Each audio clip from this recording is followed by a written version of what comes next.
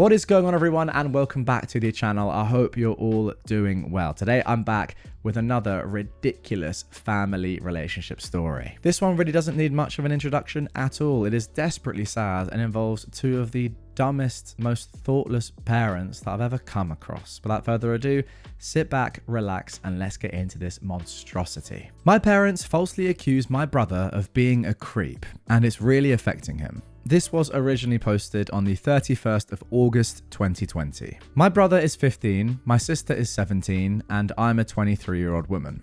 This is really stupid, and it shouldn't have happened, but it did. Now I just want advice on how to make it better.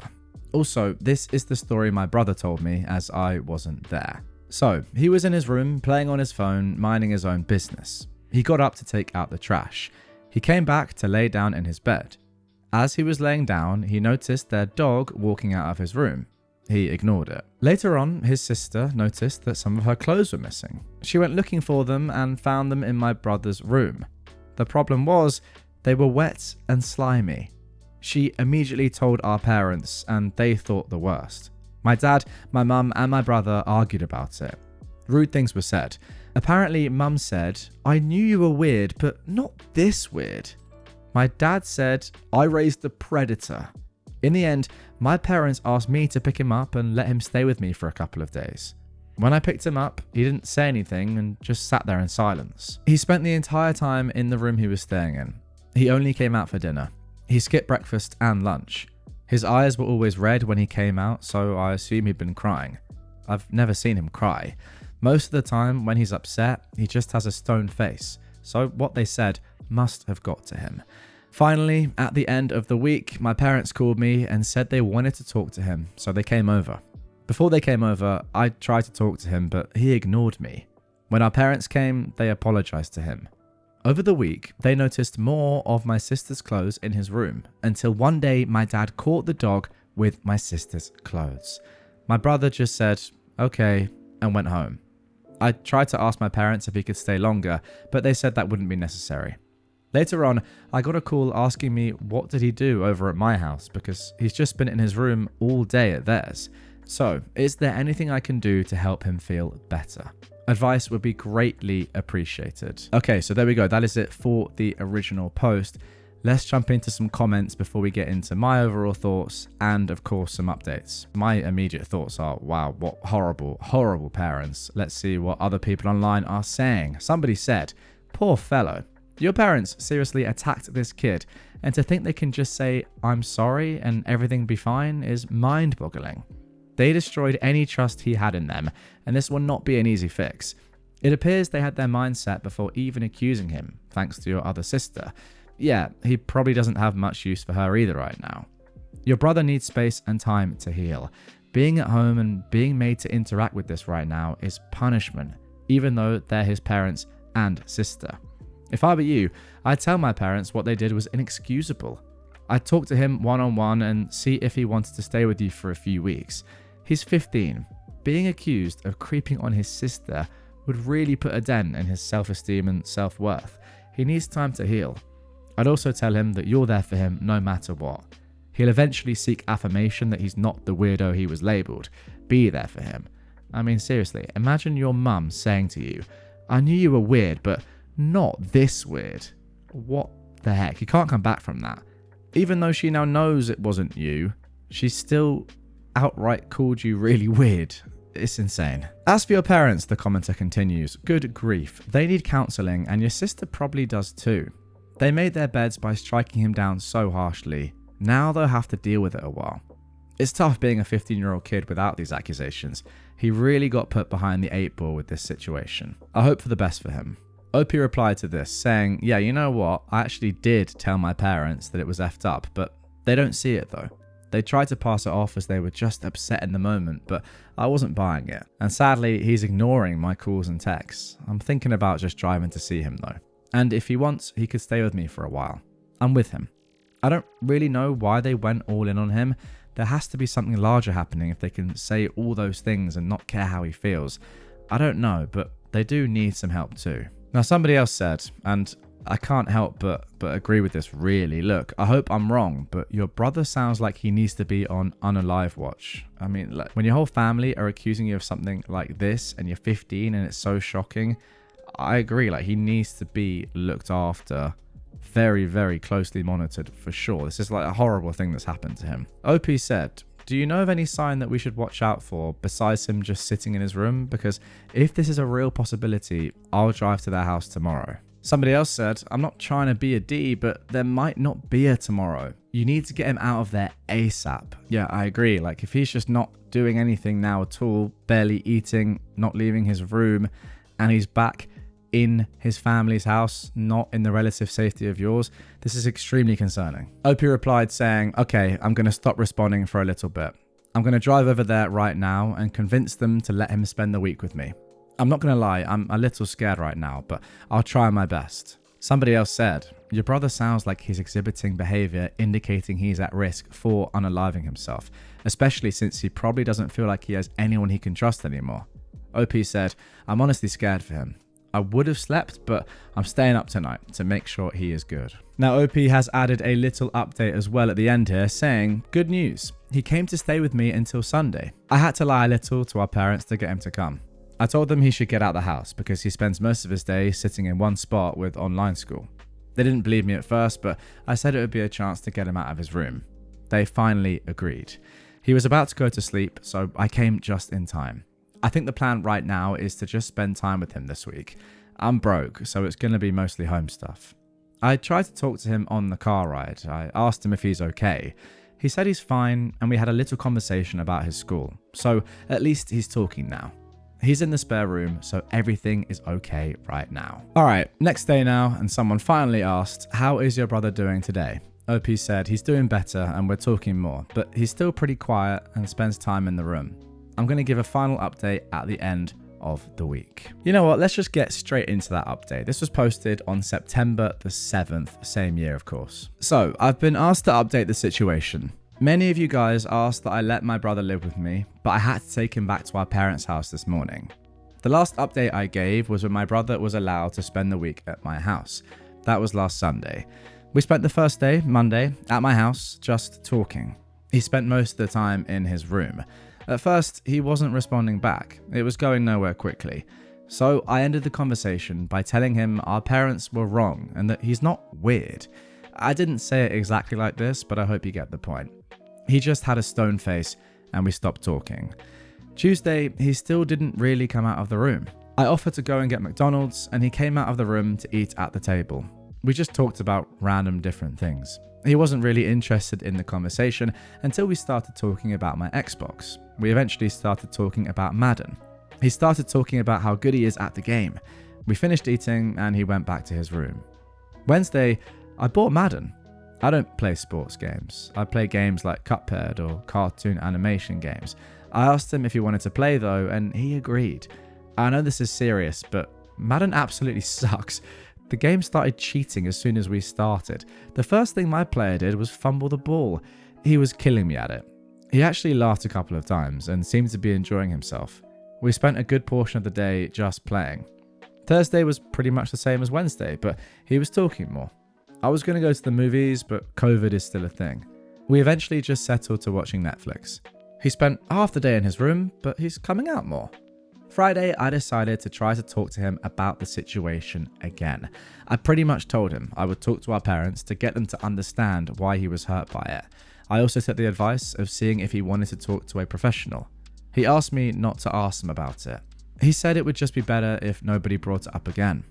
I was a little shocked, but there's not much I could do. We then decided to go to a walking trail. At first, he didn't want to, but I convinced him to come. We just spent more time talking. This also made me realize that I should talk to my siblings more often. He seemed happier. Saturday or yesterday was pretty much us just talking again. We decided instead of Madden to just play random games I had. I don't have a lot, but I think he had a good time. When it was dinner time, he got kind of quiet again. I asked him what was wrong. He said he wasn't ready to go back home yet. I didn't know what to say. I asked him if he wanted me to talk to our parents to see what we could do. He just said no again. I pretty much told him he could come to my house anytime he wanted to. That leads us to today. He is back at his house. I was going to talk to our parents, but I assumed he had a reason for not wanting me to talk to them. I know you guys said something about getting him a therapist, but he said no to the idea. I did call my sister to see how she is doing.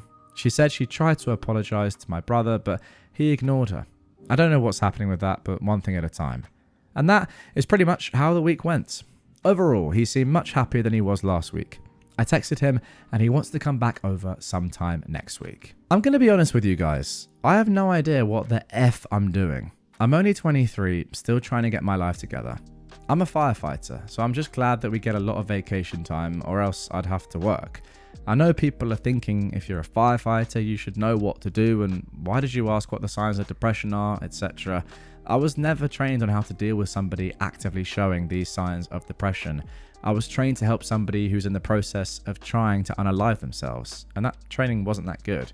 It was basically try to talk them down and do whatever you can to get them to a hospital. I've yet to use this training. This is why I was panicking when everything was happening. People were telling me he could unalive himself. I know I should have kept a cool head, but it just felt different because it was family. They tell you not to panic, but I'm only human. I've been a firefighter for about 2 years now.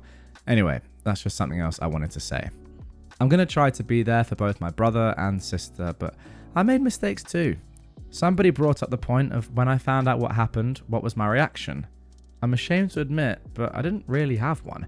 I thought he was going to get over it and everything would be alright. I only started caring when I realised that he wasn't acting like his normal self. That's when I realised the impact of what they said and how effed up this all really is. So to the person who brought up this point, thank you. This showed me that no matter how great my actions are looking in front of random strangers, the truth is that I have a similar mindset to my parents. I don't think he's weird, but I guess my time spent around them made me desensitized to the things they say. I don't know.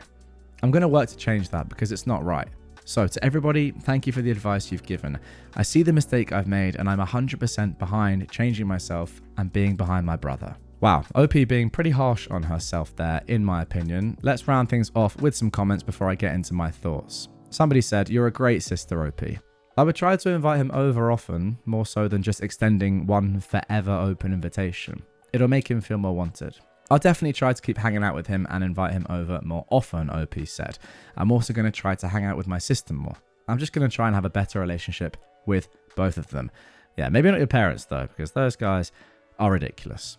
Somebody else said, and quoted OP, "I have no idea what the F I'm doing." Well, actually, it sounds like you do to me. You care about your brother. That's all that needs to be done. Have you thought about introducing your brother to your pals at the station? Maybe give him a tour? OP said, "When I graduated fire school, we had like a family day. We brought our family to where we did our training for fire school. So they all know my brother, sister, and parents."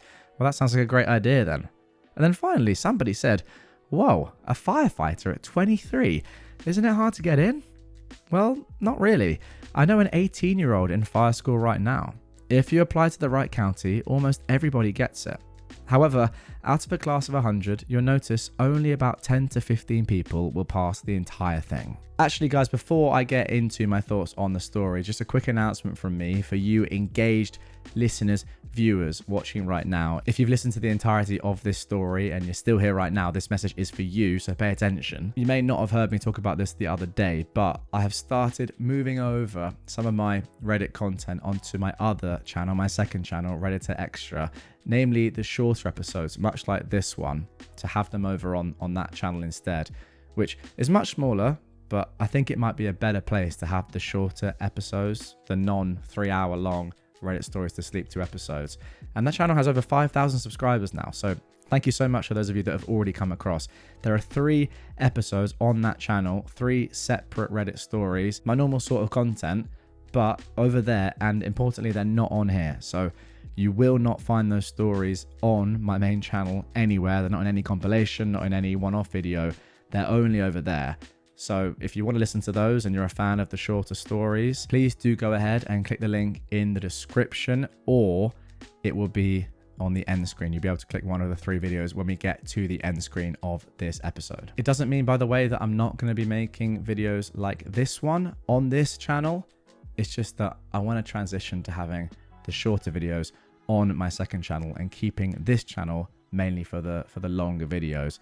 And I think that will help both channels. So yeah, the best thing to do if you want to see both is just subscribe to both with notifications on.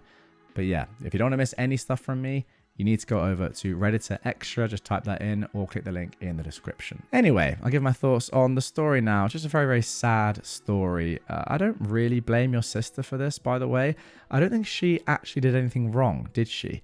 I know that OP mentioned about maybe her sister should have some professional help as well, but did she do anything?